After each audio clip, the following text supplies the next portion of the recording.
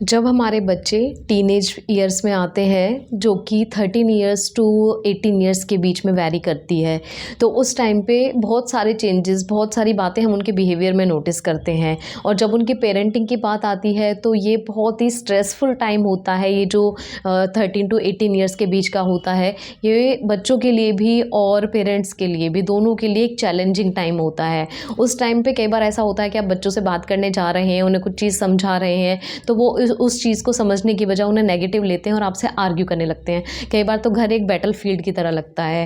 लेकिन उस टाइम पे उन्हें लाइफ स्किल सिखाना, उनको रिस्पॉन्सिबल बनाना, उन्हें मोटिवेट रखना बहुत ज़्यादा ज़रूरी है। और जो ये सारी चीज़ें उनके बिहेवियर में आप नोटिस करते हैं, ये सारी हॉर्मोन्स की वजह से होती हैं। तो अगर आपने मेरी लास्ट वीडियो नहीं देखी है इसके ऊपर, तो प्लीज़ डिस्क्रिप्शन में उसका लिंक है, जाके देख लेना। उसमें आपको उनके मूड स्विंग्स की वजह पता चल जाएगी। आज मैं आपको इस वीडियो में ऐसे टिप्स देने वाली हूँ जो आपकी लाइफ को थोड़ा इजी बना देंगे और आपको और आपके बच्चों को हैप्पी और मोटिवेट रखने में बहुत ज़्यादा हेल्प करेंगे।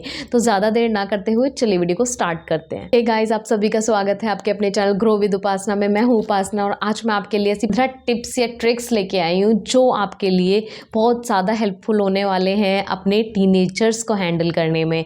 ये ट्रिक्स जो हैं वो थोड़ी सी आपको अपनी पेरेंटिंग में इम्प्रूवमेंट करनी पड़ेगी और थोड़ा सा अपने बच्चों के साथ बॉन्ड अच्छा करना पड़ेगा। तो चलिए एक्सप्लोर करते हैं, पता नहीं कौन सी टिप आपके लिए एक मिरेकल का काम कर जाए। मेरी जो पहली टिप है वो है कि अपने टीनेजर्स को मोटिवेट करो सेल्फ केयर के लिए। इट मीन्स कि आप उन्हें समझाते हो कि एग्ज़ाम्स में अच्छे मार्क्स आने चाहिए, अपनी पढ़ाई में ग्रो करो। ये एक सही है, ये अच्छी चीज़ है, लेकिन उसके साथ साथ इस एज में आपको उन्हें ये भी समझाना है कि आपकी सेल्फ केयर भी बहुत ज़्यादा ज़रूरी है। इसमें आप उनको न्यूट्रिशंस के बारे में, कि उनकी बॉडी के लिए खाना पीना कितना ज़्यादा इंपॉर्टेंट है। आपने देखा होगा कि बच्चे बहुत ज़्यादा चिड़चिड़ करने लगते हैं बहुत सारी चीज़ों को खाने में इस टाइम पे, तो उन्हें हर चीज़ की वैल्यू समझाइए। सेकंड है वो है स्लीप। मतलब उन्हें एक इस टाइम पे उनकी ना थोड़ी सी सोने वाली जो आदत होती है, गो टू बेड वाली आदत होती है, वो थोड़ी सी चेंज हो जाती है। तो इसके भी बारे में आपको उन्हें बताना पड़ेगा कि इसकी, इन चीज़ों का उनकी बॉडी पे क्या इफ़ेक्ट पड़ता है। और हमारा जो थर्ड पॉइंट इसमें आएगा वो आएगा एक्सरसाइज का।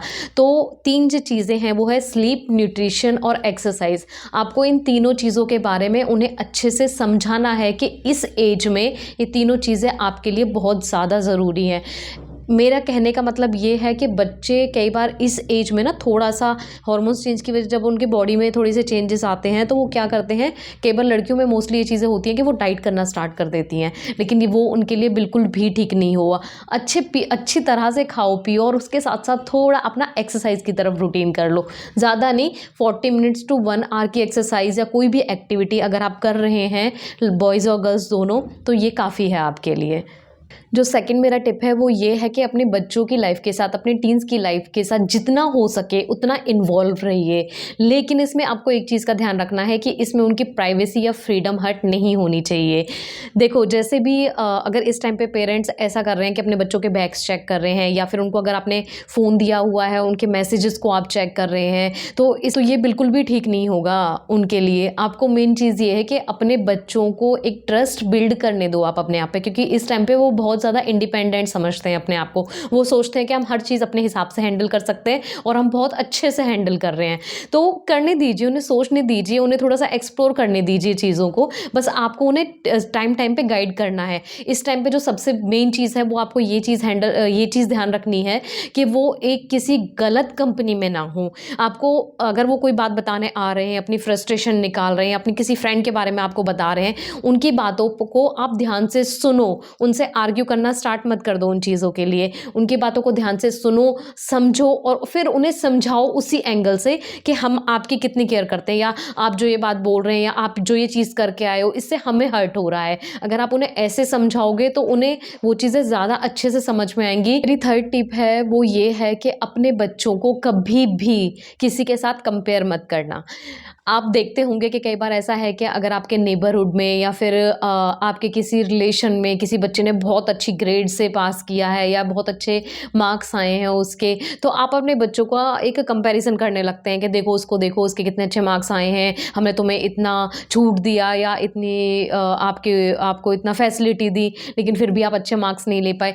ये कंपैरिजन उनकी सेल्फ एस्टीम को बहुत ज़्यादा हर्ट करता है। ऐसा बिल्कुल भी मत करना, क्योंकि ये एक ऐसा पॉइंट है जो आपके बच्चे को बहुत ज़्यादा डिस्करेज कर देगा लाइफ में आगे बढ़ने के लिए। फोर्थ पॉइंट जो हमारा आता है वो ये है कि आपका बिहेवियर आपके बच्चों पे बहुत ज़्यादा इफ़ेक्ट करता है। मीन्स आप जैसा अपनी लाइफ में करते हो, अगर आप बहुत केयरफुल हो, बहुत रिस्पेक्टफुल हो, हर चीज़ में आगे से आगे पार्टिसिपेट करते हो, अपने फिज़िकली मेंटली अपनी सब चीज़ पे बहुत ज़्यादा ध्यान देते हो, अगर आप कोई मिस्टेक कर देते हो तो आप आगे आके उस मिस्टेक के लिए माफ़ी मांगते हो, तो ये सारी चीज़ें, ये सारे बिहेवियर ऐसे होते हैं जो बच्चे अपने माँ बाप से ही पहले सीखते हैं। तो ये चीज़ें आपके अंदर अगर होंगी तो आपका बच्चा अपने आप उन चीज़ों को ऑब्जर्व करेगा और सीखेगा। जो फिफ्थ पॉइंट आता है वो ये है कि अपने बच्चों की हैबिट्स को, बिहेवियर को रिकॉग्नाइज करें। इन द सेंस कि अगर बच्चे आपके कोई भी छोटी चीज़ ऐसी अच्छी कर रहे हैं तो आप उस चीज़ के लिए उनकी तारीफ़ करें, उन्हें मोटिवेट करें कि हाँ बच्चे आपने ये काम बहुत अच्छा किया है। देखो कई बार ऐसा है, कुछ पेरेंट्स ये भी सोचते हैं कि यार उसमें मेरे बच्चे में तो कोई अच्छी हैबिट है ही नहीं, तो मैं क्या उसकी तारीफ़ करूँ। ऐसा नहीं है। आप उनकी अगर छोटी चीज़ को ऑब्जर्व करेंगे तो हो सकता है कि वो चाहे कोई छोटा ही काम कर रहे हों, लेकिन उसको वो परफेक्टली कर रहे हैं। अगर आप उनकी उस टाइम पे तारीफ़ कर देंगे तो उन्हें अच्छा महसूस होगा, उन्हें खुद ऐसा महसूस होगा कि मैं अपनी लाइफ में अच्छा डिसीजन लिया, अच्छी करिए। वो नेक्स्ट टाइम से और कोशिश करेंगे अच्छे डिसीजंस लेने के। जो मेरा नेक्स्ट टिप है वो है कि ईट मील्स रेगुलरली। आप अपने बच्चों के साथ बैठिए और कोशिश कीजिए, अगर आप वर्किंग भी हैं, मॉर्निंग में नहीं कर पा रहे हैं, आफ्टरनून में नहीं कर पा रहे हैं तो कोई बात नहीं, नाइट में तो सब साथ में बैठ के डिनर कर सकते हैं। देखो टीनेज वाली जो एज होती है ना, 18 ईयर्स तक की बात करें, 13 में तो शायद ये नहीं होता, बट हाँ 18 ईयर्स तक जैसे बच्चे जाते हैं तो कई बार वो फ्रेंडों के साथ ज़्यादा टाइम स्पेंड करना पसंद करते हैं, कई बार पार्टियां करना भी स्टार्ट कर देते हैं बाहर। लेकिन अगर आप उनके साथ एंगेज रहेंगे और उनको पता है कि चाहे हम दिन में कहीं भी जा रहे हैं, किसी के साथ भी जा रहे हैं, लेकिन शाम को मुझे अपने पेरेंट्स के साथ बैठ के ही डिनर करना है। उस टाइम पे स्ट्रेस को हटाने का एक बहुत अच्छा टाइम होता है, क्योंकि उस टाइम पे बातें शेयर करना और हर चीज़ के बारे में, पूरा अपने दिन की एक्टिविटी के बारे में आप उन्हें बताओ, वो आपको बताएंगे, तो ये एक पॉजिटिव इम्पैक्ट लाता है उनकी लाइफ पे भी और आपकी लाइफ पे भी। मेरा जो नेक्स्ट पॉइंट है वो ये आता है कि अपने बच्चों को सपोर्ट कीजिए उनके इंटरेस्ट में, उनके पैशन में। जैसे कि अगर उनमें टाइम मैनेजमेंट स्किल्स हैं और वो म्यूज़िक सुनना पसंद कर रहे हैं या फिर वो मूवीज़ देखना पसंद करते हैं, तो उनके साथ बैठ के म्यूज़िक सुनिए, उनके साथ बैठ के मूवीज़ देखिए। और अगर थोड़ा सा टाइम मैनेजमेंट में प्रॉब्लम होती है तो उन्हें वो स्किल्स सिखाइए, उन्हें बताइए कि आपके इस इंटरेस्ट की वजह से ये चीज़ इफ़ेक्ट नहीं होनी चाहिए। ये चीज़ें आप उनके साथ करके उनके बिहेवियर में बदलाव ला सकते हो। इसके लिए आपको उनके साथ जुड़ के रहना पड़ेगा। उनके साथ आप जितना बॉन्ड अपना अच्छा रखेंगे, जितना फ्रेंड की तरह उनके साथ रहेंगे, उतना ही वो आपके साथ हर चीज़ को एंजॉय करेंगे। मेरी जो नेक्स्ट टिप है वो ये है कि अगर कभी आपको बहुत ज़्यादा गुस्सा आया हुआ है किसी बात को लेके, तो कभी भी आप डिफ़िकल्ट कन्वर्सेशन में मत पड़ो अपने बच्चों के साथ। जैसे कि अगर बच्चे अपने फ्रेंड्स के साथ कहीं बाहर गए हुए हैं और आप उन्हें कॉल कर रहे हैं, वो आपकी कॉल्स का आंसर नहीं दे रहे हैं, ना उनकी कॉल वहाँ से वापस आ रही है और आपको उनकी कोई भी इंफॉर्मेशन नहीं है कि वो कब तक वापस आएंगे या कुछ भी ऐसा समथिंग, तो जैसे ही वो घर में एंटर करते हैं तो आप उस टाइम बहुत गुस्से में भरे हुए रहते हैं और आप उनसे सीधी एक डिफ़िकल्ट वाली कन्वर्सेशन स्टार्ट कर देते हैं, तो ये बिल्कुल भी सही नहीं है। आपको क्या करना है कि जब आप गुस्से में ना हो तब अपने बच्चों से बात करें उन चीज़ों के बारे में। मिस्टेक उन्होंने की है, ऐसा नहीं कि मिस्टेक उस टाइम पे नहीं होती, लेकिन इमीडिएट वाला जो एंगर होता है वो हार्मफुल होता है। तो इमीडिएट गुस्सा ना करके आप उस टाइम पे उनसे बात करो जब आप बिल्कुल काम मूड में हो और आपके बच्चे उन चीज़ों को, उन बातों को समझ सकें, क्योंकि उन्हें उनकी मिस्टेक को बताना, उन्हें समझाना बहुत ज़्यादा ज़रूरी है। नेक्स्ट जो पॉइंट है वो पॉइंट ये है मेरा कि उन चीज़ों पे आप फोकस करो एज ए पेरेंट जो चीज़ें मैटर करती हैं। आपके बच्चे एक डिफरेंट पर्सनैलिटी हैं, उनकी सोचने का तरीका अलग टाइप का है, उन्हें रिस्पॉन्सिबल बनाने में ज़्यादा ध्यान दो, बजाय कि ये बोलने में कि आपने ऐसे कपड़े क्यों पहने हुए हैं, ऐसी हेयर स्टाइल क्यों बनाई हुई है।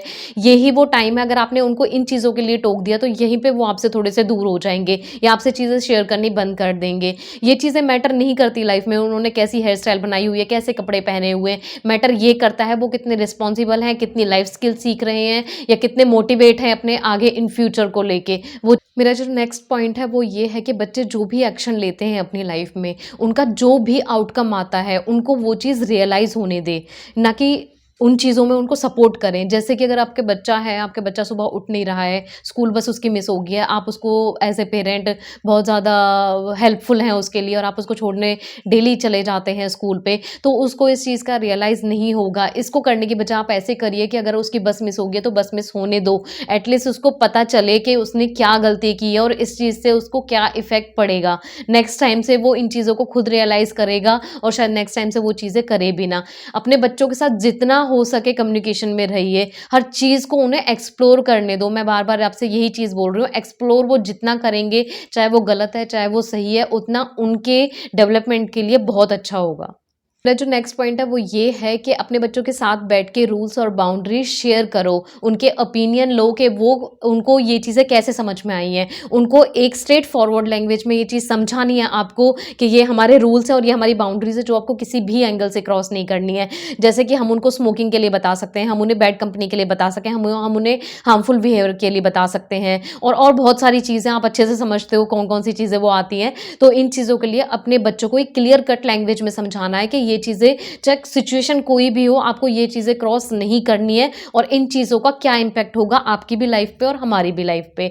जो नेक्स्ट पॉइंट और लास्ट पॉइंट जो आता है वो ये है कि बच्चों को जितने साथ एंगेज करिए घर के कामों में। अब घर के कामों को कहने का मतलब ये नहीं है कि आप बोलें कि आप बॉय हो तो आप गार्बेज बाहर डाल के आइए या फिर बाहर से जाके सामान लेके आओ, लड़की है वो बर्तन साफ करेगी या फिर कपड़े वॉश करेगी। नहीं, यहीं पे ही एक जेंडर स्पेसिफिकेशन आपको नहीं करनी है। आपने ये स्टेप ले लिया ना तो फिर इसका मतलब यही आएगा कि आप अपने बच्चों को अच्छी पेरेंटिंग एडवाइस नहीं दे रहे हैं। आपको यही चीज़ें यहाँ पे करनी है कि अपने बच्चों, अगर चाहे बॉय है चाहे गर्ल है, वो दोनों मिलके सेम सारी चीज़ें कर सकते हैं। ऐसा नहीं है कि लड़का है तो अगर किचन में एंटर नहीं होगा, लड़की है तो घर से बाहर नहीं जा सकती। आपको दोनों को ये चीज़ें समझानी है कि आप दोनों ही इन चीज़ों को करोगे और कर सकते हो। यहाँ पे कोई रूल सेट नहीं करना है बॉय या गर्ल वाला।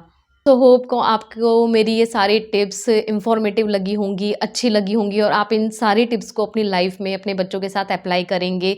बस ये लास्ट में बस यही कहूँगी कि उनकी फ्रीडम को छीनने की कोशिश मत करना, उन पे कंट्रोल करने की कोशिश मत करना। उनको जितना हो सके फ्री छोड़ो, उन्हें उनके खुद के डिसीज़न लेने दो, उन्हें जो उन्हें करना पसंद है उन्हें करने दो और हर चीज़ की रिस्पेक्ट करो, उनका साथ दो उन चीज़ों में। एक अच्छे पेरेंट की ये ही निशानी है। सो अगर आपको ये वीडियो अच्छी लगी हो तो वीडियो को लाइक कर देना, चैनल को सब्सक्राइब कर देना और इन्फॉर्मेटिव लगी हो तो शेयर ज़रूर करना। सो मिलते हैं नेक्स्ट वीडियो में, तब तक के लिए बाय बाय।